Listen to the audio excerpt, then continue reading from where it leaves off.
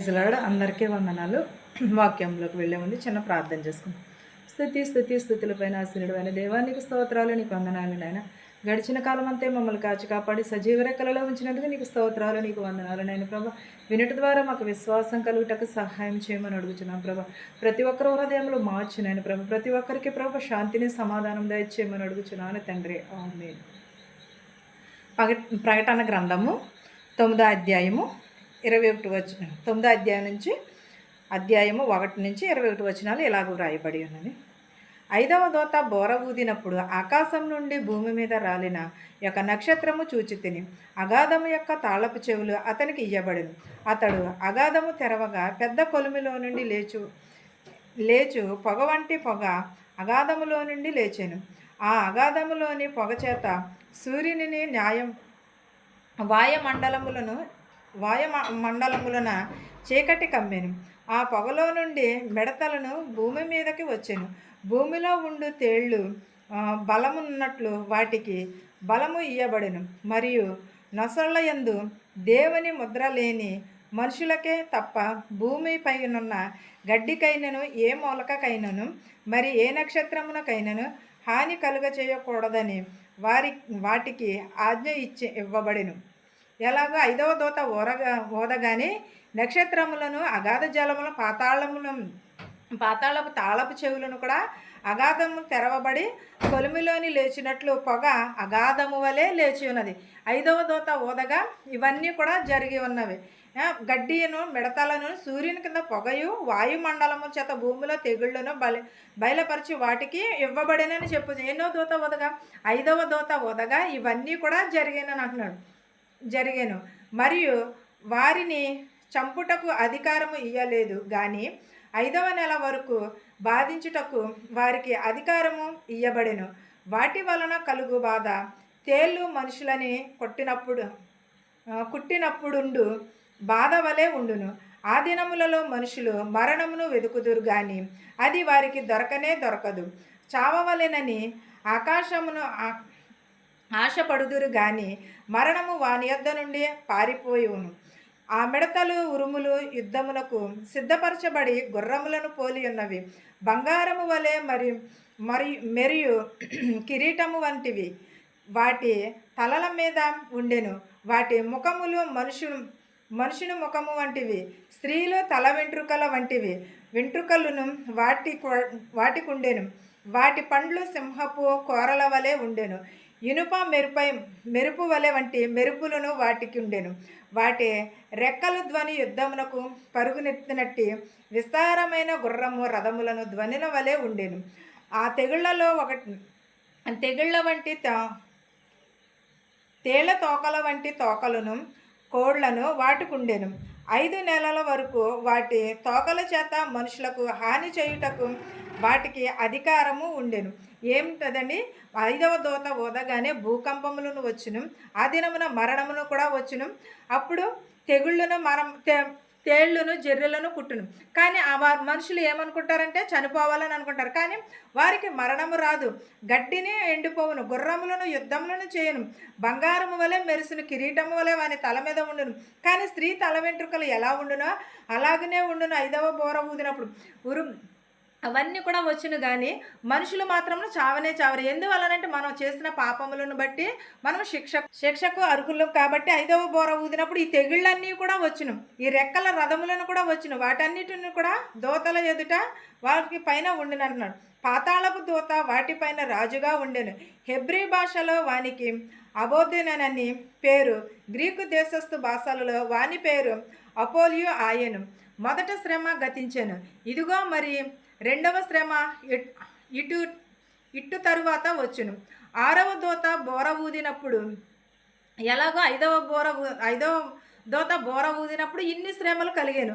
మొదటి గతి శ్రమించిపోయాను. మొదటి శ్రమ గతించిపోవను. 2వ శ్రమ అట్టువలే వారికి వచ్చినను. 6వ దూత ఊదినప్పుడు కూడా శ్రమలు కలిగినాయి. 6వ దూత బోర ఊదినప్పుడు దేవుని ఎదుట ఉన్న సువర్ణ బలిపీఠం యొక్క ఈ కొమ్మెలను ఉండును. ఈ యొక్క స్వరము ఎఫ్రాంటిస్ అను మహాదినము యొద్ద బంధింపబడి ఉన్న 4 దూతలను వదిలిపెట్టుదురుమని బోర పట్టుకుని ఉన్న ఆ 6వ దూతతో చెప్పుట వింటిని.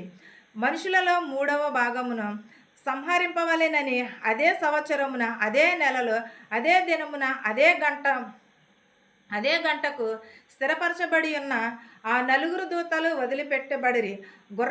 గుర్రపు రౌతులను సైన్యముల లెక్క 20 కోట్ల వారి లెక్క ఇంత అని నేను వింటిని. మరియు నాకు కలిగిన దర్శనమందు ఇలాగు చూచితిని. గుర్రములను వాటి మీద కూర్చుండి ఉన్న వారికిని నిప్పుల వలె ఎరుపు వర్ణము, నీలవర్ణము, గంధవర్ణములను మైమరుపులుండెను. ఆ గుర్రముల తలలను సింహపు తలల వంటివి.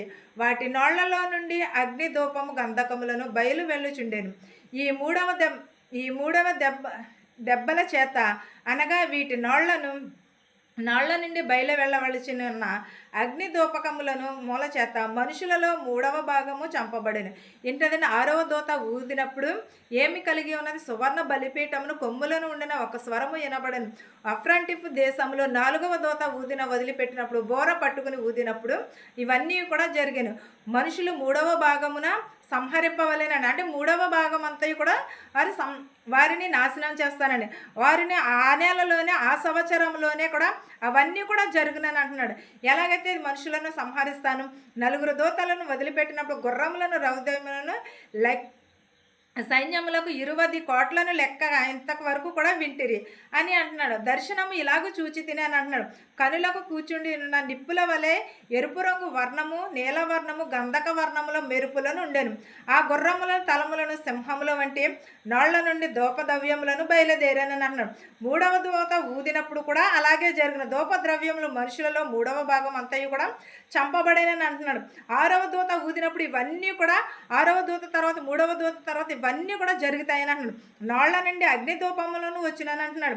3వ భాగం అంతా కూడా మనుషులను సంహరించేనని అంటున్నాడు.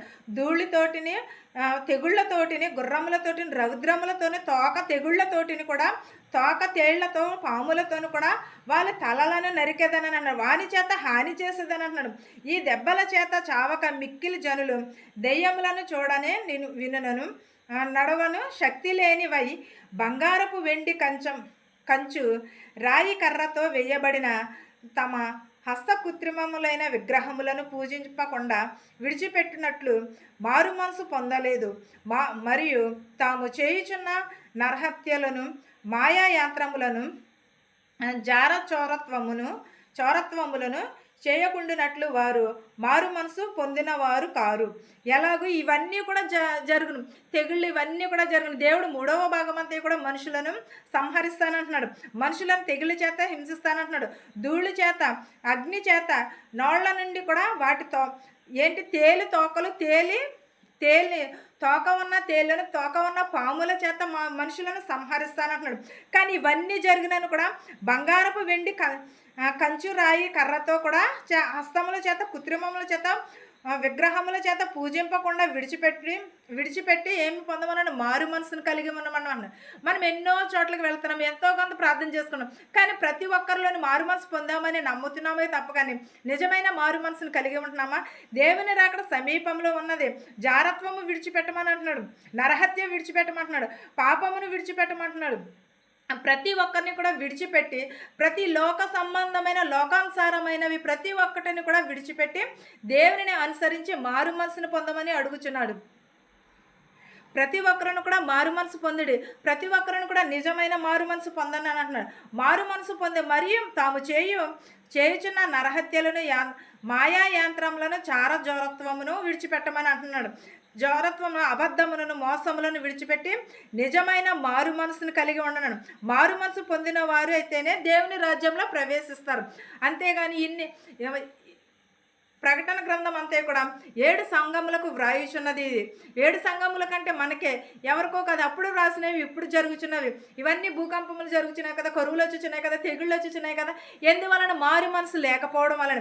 మీరు నిజమైన రక్షణ పొందండి, నిజమైన మారు మనసును పొందనను. దేవుని రాకడ సమీపంలో ఉన్నది. ప్రతి ఒక్కరూ కూడా మారు మనసును పొందమని అడుగుచున్నాడు. ఈ వాక్యమును మీకును మాకును మనందరికీ తోడై ఉండును గాక. ఆమేన్. ప్రార్థించుకున్నాం. స్తుతుల పైన ఆస్తునుడైన దేవా, నీకు స్తోత్రాలు, నీకు వందనాలు నాయన. విరిగి నలిగిన హృదయం దయచే ప్రభా. ప్రతి ఒక్కరికి మారు మనసు దయచేయమని అడుగుచున్నాను ప్రభా. వినుట ద్వారా విశ్వాసం కలుగుటకు సహాయం చేయ ప్రభా. ఇంతవరకు నైనా ప్రభా ఉపవాస కూడుకుల్లో మీరుండి ప్రభా నడిపించినందుకు నీకు స్తోత్రాలు, వందనాలు నైనా ప్రభా. ఒక్క పాపే అయినను ప్రభా రక్షింపబడుటకు సహాయం చేయమని అడుగుచున్నాను నైనా ప్రభా. ఒక్కరైనను ప్రభా రక్షణ పొందుటకు సహాయం చేయమని అడుగుచున్నాను ప్రభా. విరిగి నలిగిన హృదయమును దయచే ప్రభా. ప్రతి ఒక్కరికి నీ రక్షణను దయచేయమని అడుగుచున్నాను నాయన ప్రభా. నీకే స్తోత్రమును గానములు చేయుచున్నాను నాయన ప్రభా. విరిగి నలిగిన హృదయము దయచే ప్రభా. మా శత్రువులు మిత్రువులు దీవించి నాయన ప్రభా. జరగబోచున్నట్టు మీటింగ్స్ని కూడా దీవించు ప్రభా. వాతావరణం మీ స్వాధీనంలో ఉంచుకో ప్రభా. నేను జరగనయ్యున్న ఉపవాస కూడికలలో కూడా మీరు ఉండమని అడుగుచున్నాను ప్రభా. ఇలాంటివి ఎన్ని చోట్ల జరుగుతున్నావో వారన్ని చోట్ల ప్రభా వాతావరణం స్వాధీనంలో ఉంచుకోమని అడుగుచున్నాను నాయన ప్రభా. నీకు లెక్కలేని స్తోత్రాలు, నీకు వందనాలు నాయన. వినుట వలన ప్రభా మాకు మారు మనసు దయచే ప్రభా. రక్షణ భాగ్యం దయచే ప్రభా. మా శత్రువులు మిత్రువులు దీవించిన ఆయన ప్రభా. ధనికులనేమి భేదాలనేమి దీవించమని అడుగుతున్నాం ప్రభా.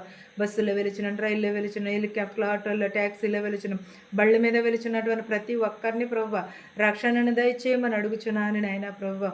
నేను మా శత్రువులు దీవించమని అడుగుచున్నాను ప్రభా. ప్రతి ఒక్కరికి ప్రభు మారు మనసు దయచేయమని అడుగుచున్నాను నాయన ప్రభా. ప్రతి ఒక్కరికి రక్షణను దయచేయమని అడుగుచున్నాను నాయన ప్రభా. నేను చిన్నవారు కానీ అదవాళ్ళని కానీ ప్రభా.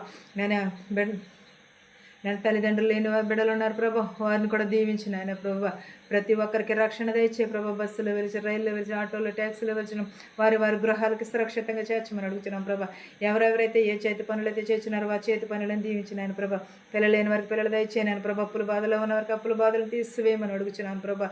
అనేకమైన వారు బిజినెస్లు పెట్టాలనుకుంటున్నారు, కార్లు కొనుక్కోవాలని ప్రభా. అవన్నీ సఫలతను దయచేయమని అడుగుతున్నాను నేను ప్రభా. నాయన ప్రభా. బీపీ షుగర్ ఉన్నదని హాస్పిటల్కి వెళ్ళారు ప్రభా. వారు కూడా ప్రభా రిపోర్ట్స్ అన్ని ప్రభా క్షేమంగా వచ్చేటకు సహాయం చేయమని అడుగుచున్నాం ప్రభా. క్యాన్సర్తో బాధపడుచున్న వారిని ప్రభా దీవించమని అడుగుచున్నాను ప్రభా. వారు లేవనెత్తమని అడుగుచున్నాను నాయన ప్రభా. నాయన ప్రభా పక్షవాతంతో ఉన్నారు నాయన ప్రభా. యాక్సిడెంట్ అయి ఉన్నారు ప్రభా. ప్రతి ఒక్కరిని ప్రభా దీవించి ఆశీర్వదించి లేవనెత్తి ముట్టి స్వస్థపరచమని అడుగుచున్నాను నాయన ప్రభా. స్వస్థపరచు యెహోవాని నేనే అన్నావు నాయన ప్రభా. స్వస్థపరచమని అడుగుచున్నాను నాయన ప్రభా. ప్రతి ఒక్కరి కుటుంబంలో శాంతిని సమాధానమును దయచే ప్రభా. నీ యందు నిద్రించిన వారిని నీ రాజ్యంలో చేర్చుకోమని అడుగుచున్నాం ప్రభా. నేను ప్రభా ఈరోజు జరగబోయి ఉన్న ప్రభా శుభకార్యములన్నిటిలోని ప్రభ తోడనేడుగా ఉండమని అడుగుచున్నాము నాయన ప్రభా. శోధనను వేదనను తీసివేయమని అడుగుచున్నాను ప్రభా. ప్రతి ఒక్కరి కుటుంబంలో శాంతిని సమాధానమును దయచేయమని అడుగుచున్నాను నాయన ప్రభా. ప్రతి ఒక్కరికి ప్రభ నీ రక్షణను దయచేయమని అడుగుచున్నాను నాయన ప్రభా. ప్రతి ఒక్కరికి ప్రభ విరిగి నలిగిన హృదయమును దయచేయమని అడుగుచున్నాను నాయన ప్రభా. ప్రతి ఒక్కరికి ప్రభ నేను వినుట ద్వారా విశ్వాసము కలుగుటకు సహాయం చేయ ప్రభా. మా దేశాలని మా సంఘాలని దీవించమని అడుగుచున్నాం ప్రభా. గవర్నర్ని పరిపాలించుతున్న వారిని ప్రతి ఒక్కరిని ప్రభ పేరు పేరు చెప్పున దీవించమని అడుగుచున్నాం ప్రభా. ప్రతి ఒక్కరికి శాంతిని సమాధానమును దయచేయమని నా ప్రార్థనని నిపాసాన్ని చేర్చుకోమని యేసునామములో వేడుకొనుచున్నాను తండ్రి. ఆమేన్. పరలోకమందున్న మా తండ్రి, నీ నామము పరిశుద్ధపరచబడును గాక, నీ రాజ్యం వచ్చును గాక, నీ చిత్తము పరలోకమందు భూవేందు నెరవేరినట్లును మనిదిన ఆహారం నేడు మాకు దయచేయము. మరణస్థులను మేము క్షమించిన ప్రకారము మరణమును క్షమించము. విష్ణు నుండి శోధన నుండి తప్పించుము. రాజ్యమును శక్తియు మహిమయు నిరంతరము నీవై ఉన్నావు మా తండ్రి. ఆమెన్. వినిచిన వారికి చూచుచున్న వారికి సదాకాలముని కృప తోడై ఉండును గాక. ఆమెన్. అందరికీ వందనాలు.